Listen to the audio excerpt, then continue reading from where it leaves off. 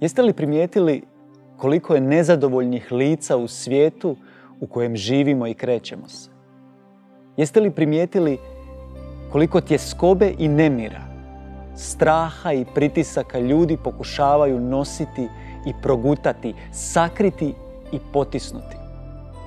Možete li procijeniti koliko je zapravo agresivna i destruktivna cijena navodne sreće suvremenog čovjeka? Jeste li primijetili koliko smo uistinu hladni, sebični i grabežljivi u toj svojoj grčevitoj borbi za egzistencijom i užitkom? Da li primjećujete koliko nezadovoljnih lica oko nas vodi žestoke bitke sa osjećajima krivnje i kompleksima manje vrijednosti? Jeste li primijetili koliko je nesređenih i rasturenih obiteljskih i svih drugih mogućih međuljudskih odnosa? Toliko je praznih i nezadovoljnih ljudi koji glume da je sve pod kontrolom, dok zapravo ozbiljno strahuju da će ih pritisci nepovratno slomiti. I mnogi u konačnici tako i završavaju, slomljeni i izgubljeni. Nezadovoljni su i bogati i siromašni, i starci i oni mlađi i djeca. Otkuda to nezadovoljstvo? Mora li baš tako biti?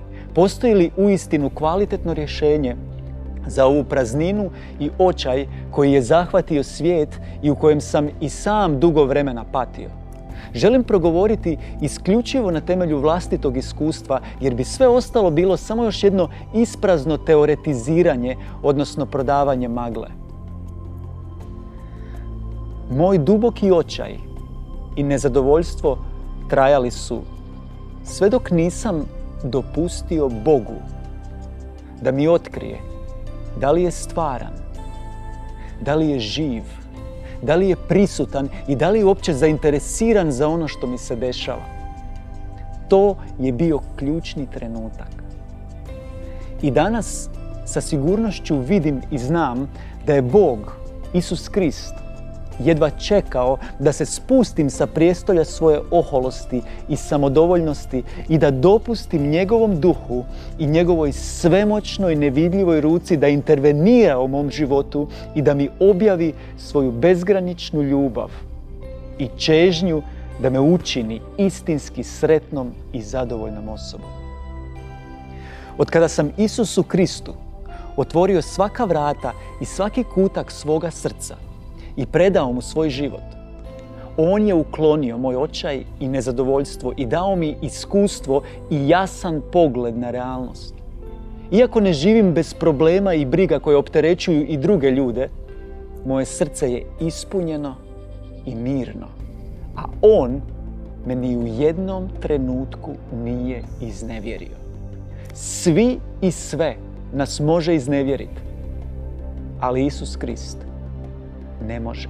Svaka moja i vaša navodna sigurnost i vrijednost u životu može nas gorko iznevjeriti, bilo da se radi o članovima obitelji, prijateljima, zdravlju ili financijskom blagostanju. Sve nas može katastrofalno razočarati, ali Isusova ljubav ne može. Njegovo obećanje glasi: ja sam put, istina i život, i nek se pokrenu planine i potresu brijezi, ali se ljubav moja neće odmaći od tebe, niti će se pokolebat moj savez mira sa tobom.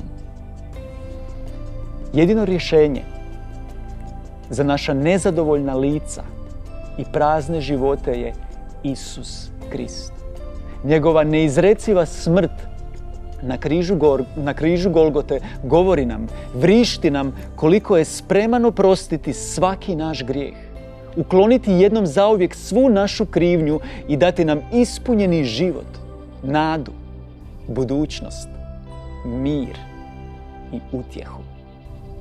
Jedino rješenje za naš očaj i pritiske koji nas često dovode do granice izbezumljenosti nalazi se u osobnom iskustvu i zajedništvu sa Bogom koji je na križu pomirio svijet sa sobom. Jedino rješenje i nema drugog. Osobno duboko vjerujem da je On i sada pored tebe i poziva te da vjeruješ i da ga pustiš u svoj život i svoje srce i da iskusiš nešto daleko, daleko bolje u životu. Isus je živ. Isus je prisutan. Isus je predivan.